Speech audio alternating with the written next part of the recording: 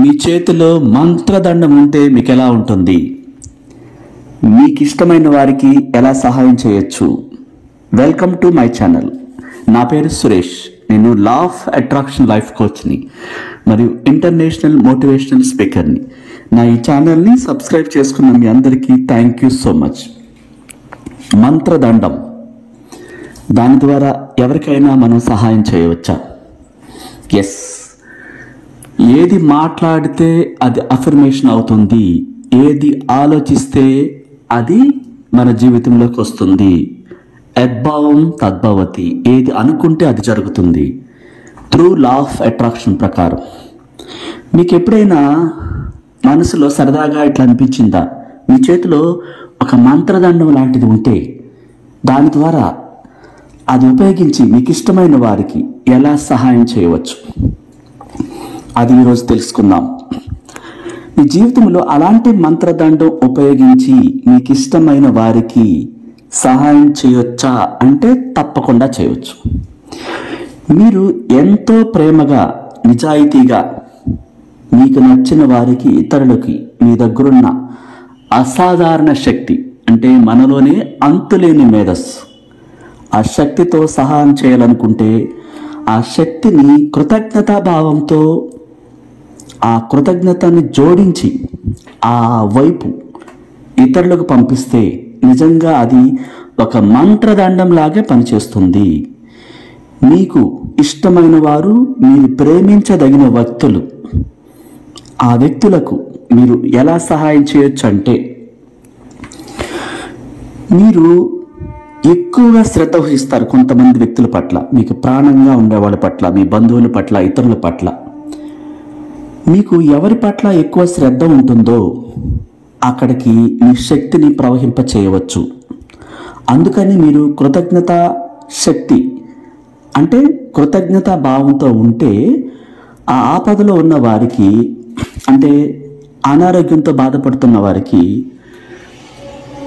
ఇక్కడ జరిగిన స్టోరీ ఏంటంటే, అమెరికాలో జోసెఫ్ మార్పీ అని గొప్ప law of attraction life coach, రచయిత కూడా, తన సిస్టర్కి ఆస్ట్రేలియాలో ఎక్కడో లాంగ్లో ఉన్న వ్యక్తికి బాగాలేకపోతే తన మంత్రదండం, తనలోని అంతులేని మేధస్సు, ఈ లా ఆఫ్ అట్రాక్షన్ ద్వారా అనంతమైన విశ్వశక్తిలోకి తన సిస్టర్ సంపూర్ణ ఆరోగ్యంతో ఉండాలని ఆ ప్రేయర్ చేసినప్పుడు, ఆ శక్తిని ఉపయోగించినప్పుడు కొద్ది రోజుల్లోనే వాళ్ళ సిస్టర్ కోలుకోవడం జరిగింది. అది తన బుక్స్లో కూడా స్వయంగా జరిగిన దాన్ని మొత్తాన్ని రాశారు. ఇక్కడ మనం కూడా ఇతరులకు సహాయం చేయాలంటే వాళ్ళ కోసం మనం ప్రేయర్ చేయవచ్చు. అనారోగ్యంతో బాధపడుతున్నప్పుడు వాళ్ళు సంపూర్ణమైన ఆరోగ్యంతో ఉన్నట్టుగా మనం మన శక్తిని, మన అంతులేని మేధస్సుని ఉపయోగించి వాళ్ళ కోసం మనం ప్రేయర్ చేయవచ్చు ప్రతిరోజు కూడా. ఆ అవసరం ఉన్న వారికి మన శక్తిని పంపించి ఆ శక్తి ద్వారా అద్భుతంగా మనం వాళ్ళని అనారోగ్యాల నుంచి బయటపడవచ్చని నిరూపితమైంది. ఇక్కడ బైబిల్ ప్రకారం, క్రైస్తవ మతం ప్రకారం జీసస్ క్రైస్ట్ తను అద్భుతం చేయబోయే ముందు కూడా, ప్రతి అద్భుతం చేయబోయే ముందు థ్యాంక్ యూ అనేవారని చెప్పి రాయబడి ఉంది. ఆ కృతజ్ఞత అనేది మన కంటికి కనిపించని గొప్ప శక్తి. ఇక్కడ షిరిడి సాయిబాబా గారు కూడా మనసులో ఎంతో కృతజ్ఞత భావంతో, చిరునవ్వుతో మన ఇండియాలో అనేక మందికి తను నయం చేసినట్టుగా కూడా చాలా చోట్ల చెప్పబడింది. అంటే వీళ్ళు జీసస్ క్రైస్ట్ మరియు షిరిడి సాయిబాబా వీళ్ళంతా సామాన్యంగా జీవించారు. అంటే వీరు ప్రేమతో నింపుకొని ఉన్నారు, చిరునవ్వుతో, ఇతరులలో, ఇతరుల హృదయాల్లో ప్రేమను చూసేవారని చెప్పి మనం తెలుసుకుంటున్నాం చాలా చాలా విషయాల్లో, చాలా చాలా గ్రంథాల్లో కూడా. అంటే ఇక్కడ ఏం చెప్తున్నారు? వాళ్ళు ప్రేమనే నమ్ముకున్నారు. ఆ ప్రేమ ద్వారా ఎదుటి వాళ్ళని ఆశీర్వదించేవాడు, ఆ ప్రేమ ద్వారా చిరునవ్వునే ఇతరులకు ప్రసరింపచేసి నయం చేసేవాడు. అలాంటి గొప్ప శక్తి కలిగినటువంటి వారు అలాంటి మంత్రదండాన్ని వాళ్ళు ఉపయోగించారు. ఏదో ఒక మంత్రదండం కోసం ఎదురు చూసేవారికి తామే ఆ మంత్రదండం అని తెలియదు. ఇక్కడ ఈ విషయాన్ని ఎవరు చెప్తున్నారంటే, థామస్ లెనార్డ్ 1955 సంవత్సరం నుంచి 2003 వరకు ఈ వ్యక్తిత్వ వికాసం అనే దాంట్లో ఆయన అత్యంత నైపుణ్యుడు అనమాట. అమెరికాలో ఆయన నిరూపించారు. ఆయన తన బుక్స్లో కూడా స్వయంగా రాసి అది ఎలా పనిచేస్తుందో కూడా తెలియజేశారు. ఇక్కడ మీ కుటుంబ సభ్యునికో, మీ స్నేహితునికో, లేదా మీకు కావలసిన వారికి ఎవరికైనా సరే ఆరోగ్యం బాగోలేకపోతే, లేదంటే వాళ్ళు ఆర్థికంగా కష్టాలు పడుతూ ఉంటే, అవతల వ్యక్తి ఒత్తిడితో ఇబ్బందులకరమైన స్థితిలోకి వెళ్ళి ఉంటే, వాళ్ళు ఏం చేసుకోలేని పరిస్థితుల్లో బాధలు పడుతూ ఉంటే, వాళ్ళకి విశ్వాసం లేకుండా, వాళ్ళ మీద వాళ్ళకి కాన్సన్ట్రేషన్ లేకుండా, తెలివి లేకుండా మానసిక సమస్యలతో బాధపడుతున్నారు అనుకోండి. ఫర్ ఎగ్జాంపుల్, మీరు లా ఆఫ్ అట్రాక్షన్ నేర్చుకున్నారు, మీకు యూనివర్స్తో మమేకం అవటం తెలుసు, లా ఆఫ్ అట్రాక్షన్ గురువు ద్వారా మీరు తెలుసుకున్నారు. మీరేం చేయొచ్చు? మీరు కృతజ్ఞతా శక్తిని, అంటే sub conscious mind, Jesus Christ అదే ఉపయోగించారు, షిరిడి సాయిబాబా కూడా అదే ఉపయోగించారని చెప్పి కొన్ని చోట్ల మనకు తెలియచేయబడింది. కొన్ని వేల సంవత్సరాల క్రితమే వాళ్ళు ప్రేమ శక్తిని ఉపయోగించారు. ద్వేషాన్ని కాకుండా, కోపాన్ని కాకుండా, వాళ్ళ గురించి ఇతరులు వ్యతిరేకంగా మాట్లాడినా సరే చిరునవ్వుతో ఉండేవాళ్ళు అంట. వాళ్ళు చూడండి, ఎక్కడ అసహనం కలగకుండా, కోపం రాకుండా, ప్రేమతో చిరునవ్వు చెదరకుండా ఉండేవారు. కాబట్టి వాళ్ళు ఆ అసహనాన్ని ఎప్పుడు గురి కాలేదని చెప్పి ఉంది. అంటే ఏంటి? ఇక్కడ ప్రేమ శక్తికి అంత విలువ ఉందన్నమాట. మీరు కృతజ్ఞతా శక్తిని, అంటే మీలోని అంతులేని మేధస్సుకి ఆ కృతజ్ఞతా శక్తిని పంపించి వారికి సహాయం చేయవచ్చు. వారి ఆరోగ్యాన్ని, వారి ఆర్థిక పరిస్థితిని తిరిగి మార్చవచ్చు. అంటే ఎలా? వాళ్ళ ఆరోగ్యం పూర్తిగా బాగైందని మీరు ఆ విజువలైజేషన్ చేయాలి. పూర్తిగా బాగైపోయి మీతో చాలా హుషారుగా మాట్లాడుతున్నట్టుగా, వాళ్ళ కుటుంబ సభ్యులతో చాలా సంతోషంగా లేచి తిరుగుతున్నట్టుగా, ఆరోగ్యం బాగైందని చెప్పేసి ఆనందంతో మీతో చెప్తున్నట్టుగా ఆ వ్యక్తి ఇట్లా ఊహించాలన్నమాట. మీరు అలా ఊహిస్తూ హృదయపూర్వకంగా నిజాయితీతో థ్యాంక్ యూ అని చెప్పాలి. Thank you universe, thank you నాలోని మహోన్నతమైన శక్తి, థ్యాంక్ యూ గాడ్. గాడ్ అన్నా, విశ్వమన్నా, మీలోని ఆత్మ అన్నా ఒకటే. కాబట్టి మీరు థ్యాంక్ యూ గాడ్ అనొచ్చు, థ్యాంక్ యూ నాలోని మహోన్నతమైన శక్తి అనొచ్చు, థ్యాంక్ యూ యూనివర్స్ అనొచ్చు. ఇవన్నీ ఒకటానికొకటి అనుసంధానమై ఉన్నాయి, అన్నీ ఒక్కటే. ఆ విధంగా అవతల వ్యక్తికి మీరు ఫోన్ చేసి తన పూర్తిగా కోలుకున్నానని చెబుతున్నట్లుగా మీరు ఫోన్ చేసినప్పుడు అటు నుంచి ఈ విధంగా చెప్తున్నట్టుగా మీరు ఊహించుకోవచ్చు. డబ్బు లేదని కాకుండా ఉన్నట్లుగా, వాళ్ళ ఆర్థిక పరిస్థితి మారినట్టుగా, మీరు చాలా సంపూర్ణమైన ఆరోగ్యంతో ఉన్నట్టుగా, మీ ఆర్థిక స్థితి చాలా బాగుండి మీరు సహాయం చేసినట్టుగా, దాని ద్వారా వాళ్ళు ఇంకా ఎంతో పుంజుకున్నట్టుగా, ఆ కృతజ్ఞత పరంపర మీరు కొనసాగిస్తూ ఆ విజువలైజేషన్ని చక్కగా మీకు ఇష్టమైన వారి కోసం మీరు ఎంతో కృతజ్ఞతతో, ఆ గాఢత తగ్గకుండా ఆ గొప్ప శక్తికి మీరు ఆ ఆలోచనలు పంపించాలి. ఇక్కడ ఆ వ్యక్తి ఆరోగ్యం పట్ల బలమైన ఆకాంక్ష, కోలుకోవాలన్న గాఢమైన కోరిక, కోలుకుంటున్నట్లుగా అంతే నిజాయితీగా కృతజ్ఞతలు కలిగి ఉండాలి. అసహనం వ్యక్తం చేయకూడదు. ప్రేయర్ చేసేటప్పుడు ప్రేమతో నిజంగా స్పందిస్తూ కృతజ్ఞత భావంతో 5 సెన్స్ ఫీల్ అవుతూ మనం ఎవరి గురించైనా ప్రేయర్ చేయవచ్చు, వాళ్ళకి నయం అవుతుందని తెలియచేయబడుతుంది. మీకు కావాల్సిన ఒక వ్యక్తి కష్టాల్లో ఉన్నారనుకోండి, అతనికి ఏం కావాలో మీకు తెలియదు అనుకోండి, అదే కాక అతనికి అనేక విషయాల్లో సాయం కావాలనుకోండి, అప్పుడు కూడా మీరు ఇలాగే మీలోని అంతులేని మేధస్సు, అంటే అదొక మంత్రదండం, మహోన్నతమైన శక్తి, కొన్ని వేల కోట్ల సంవత్సరాల నుంచి బాడీలు మార్చుకుంటూ వస్తుంది.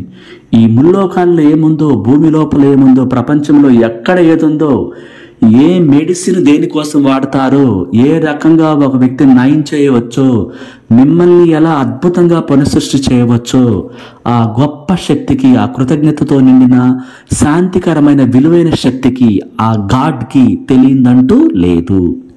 కాబట్టి మీరు చాలా చక్కగా కృతజ్ఞత భావంతో మీ మంత్రదండాన్ని జొలిపించవచ్చు. వారి సంతోషం కోసం మీరు కృతజ్ఞత చూపించవచ్చు.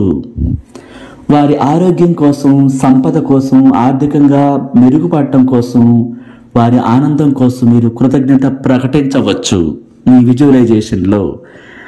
ఆ డబ్బుని చూడాలి మీరు.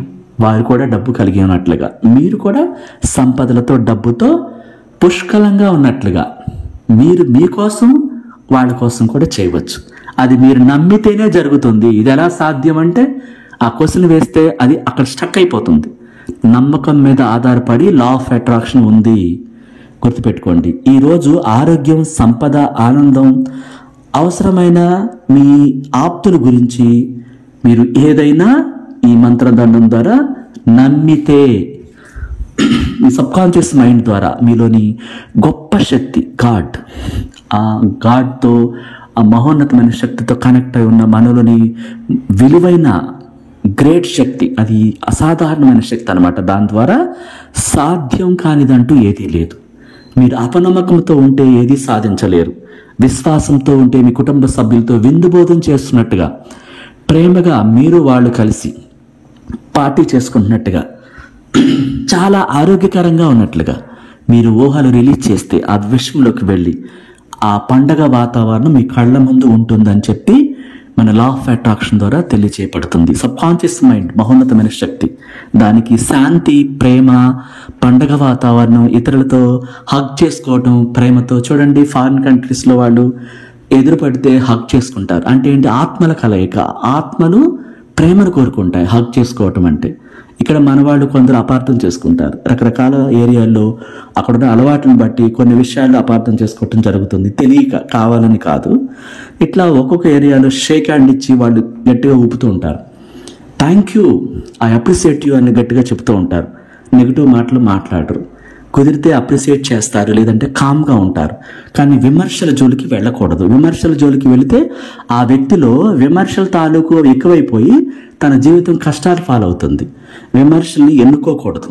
మనం ఊరికే ఎవరి మీద అసలు విమర్శల జోలికి వెళ్ళకపోవటమే మంచిది. కామ్గా ఉంటే ఇంకా మంచిది. వీలైతేనే మాట్లాడాలి. అప్పుడే ఈ మంత్రదండం పనిచేస్తుంది. ఎదుటి వాళ్ళ జీవితాల్లో కూడా వెలుగుని నింపడం జరుగుద్ది. మీ జీవితాల్లో అద్భుతాలు సాధిస్తారు. విమర్శల జోలికి వెళ్ళొద్దు. ఎవరిని విమర్శించవద్దు. ప్రేమతో నిండిపోయినప్పుడు, కృతజ్ఞతతో నిండిపోయినప్పుడు ప్రతీది వచ్చి మీకు హత్తుకుంటుంది. మీరు కోరుకున్న డబ్బు కానీ, సంపదలు కానీ, ఆరోగ్యం కానీ మీ కుటుంబంలో వెళ్ళేలాగా ఆ పండగ వాతావరణం ఉంటుంది అని అంటున్నారు. అంటే ఏంటి? మనం దేవుడే శాంతితో ఉన్నాడు. షిరిడి సాయిబాబా గారు కానీ వాళ్ళు చూడండి ఎప్పుడు చిరునవ్వుతో వెళ్ళిపోతూ ఉంటారు, కామ్గా.